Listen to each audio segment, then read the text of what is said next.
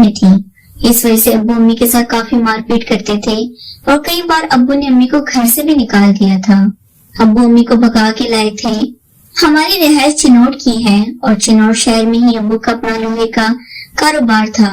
ہم کھاتے پیتے گھرانے سے تعلق رکھتے تھے، لیکن امی نے ابو کو کافی عزت سے خراب کی تھی۔ ابو امی کو چھوڑنے والے بھی نہیں تھے کیونکہ امی کافی خوبصورت تھی اور ابو بھی امی پر کافی مرتے تھے، لیکن نہ جانے کیوں ابو امی کے ساتھ پورا نہیں اترتے تھے، اس لیے امی باہر کے مردوں کے ساتھ ایسا کام کرتی تھی۔ ہم 2 بہن بھائی ہی تھے۔ میرا چھوٹا بھائی تقریباً 12 سال کا ہے اور اس کا نام اسد ہے۔ میرا بھائی میرے ساتھ اسکول جاتا ہے، میں میٹرک میں پڑھ رہی ہوں اور میرا بھائی 7 کلاس میں پڑھتا ہے۔ اسد بھائی بہت ہی پیار کرنے والے بھائی تھے، ان میں کبھی بھی ان کے بارے میں کچھ غلط نہیں سوچا تھا۔ ہم دونوں بہن بھائی کافی ہنسی مذاق کرتے اور آپس میں مستی کرتے تھے، لیکن امی کے چال چلن دیکھ کر میرے اندر بھی امی کی طرح ہی برے خیالات آنے لگے تھے اور میں نے کئی دفعہ اپنے بھائی کے ساتھ بھی ایسی حرکات کی تھی جو کافی بھی عجیب قسم کی تھی۔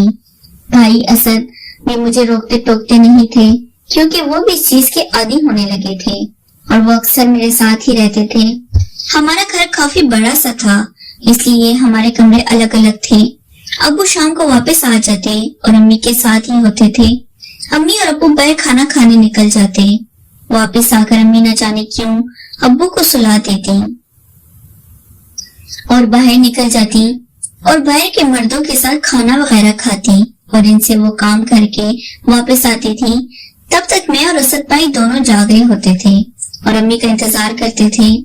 امی کے آنے کے بعد ہم کچھ دیر امی کے پاس بیٹھتے اور امی سے گپ شپ لگاتے اور پھر سو جاتے تھے۔ امی جب واپس آتی تو امی کی حالت کافی بگڑی ہوئی ہوتی تھی۔ میں امی کو ایسا کام کرنے سے منع کرتی تھی، لیکن امی تھی کہ وہ دن بدن اس کام سے باز نہیں آ رہی تھی۔ ایک دن امی اور ابو کو دوسرے شہر کام پر جانا تھا اور میں اور اسد بھائی دونوں ہی گھر پر اکیلے رہ گئے تھے۔ ہمارے گھر میں نوکرانی رکھی ہوئی تھی، وہ نوکرانی ہماری گھر کے کام کاج کر لیتی تھی اور امی ابو کہیں باہر جاتے تھے تو وہ ہمارے پاس ہی ہوتی تھی۔ امی ابو نوکرانی کو ہمارے پاس چھوڑ کر خود دوسرے شہر چلے گئے تھے اور وہاں پر 2-3 دن رہنے والے تھے۔ میں اسد بھائی گھر میں تھے، اس لیے میرا دل نہیں لگ رہا تھا۔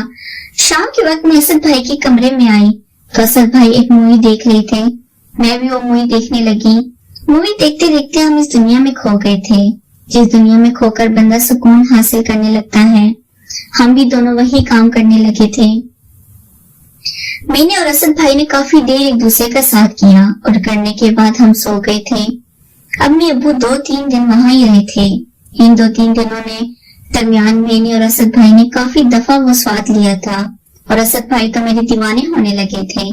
ابو مجھے چھوڑتے ہی نہیں تھے، میں اب ان سے نظر چرا کر آس پاس نہیں رہتی تھی، لیکن اسد بھائی مجھے ڈھونڈ لیا کرتے تھے اور مجھے اس کام کے لیے مجبور کرتے تھے، لیکن میں سمجھدار ہونے لگی تھی اور میں سے کام سے توبہ کرنے لگی تھی اور مجھے وہ کام اب اچھا نہیں لگتا تھا، لیکن اسد بھائی تھے کہ زبردستی کیا کرتے تھے اور میں بھی پھر راضی ہو جاتی تھی۔